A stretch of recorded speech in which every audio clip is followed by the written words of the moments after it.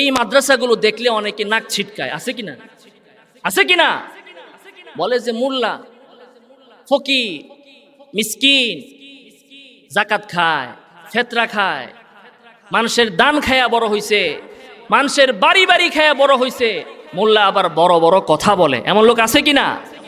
আছে না? মাদ্রাসাওয়ালারা যে দান খায়, এটা কি মানুষের থেকে জোর কইরা খায় না মানুষ মহব্বত কইরা দিয়া যায়? মহব্বত করে দিয়া যায়। তো মাদ্রাসার ছাত্ররা তো মানুষের মহব্বতের দান খায়রাত খায়, আর তোরা তো জোর জবরদস্তি করে মানুষের অস্ত্র ঠেকিয়ে চাঁদাবাজি করে তোরা খাস, কথা ঠিক কিনা? ওরা তো কলমের খুঁচা দিয়ে মানুষের পকেট কেটে নিজের পকেট বড় করে, এমন লোক আছে না নাই সমাজের ভিতরে?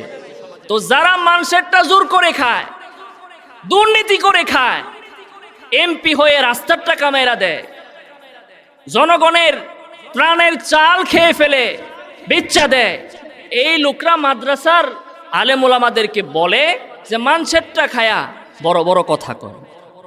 যারা এমন কথা বলে খোঁজ নিয়ে দেখেন এরা জিন্দিগিতে মাদ্রাসায় চারে না পয়সাও দান করে না। কারণ যে ব্যক্তি দেয় সে খুঁটা দেয় না, যে খুঁটা দেয় সে দান করে না। ঠিক কিনা কথা?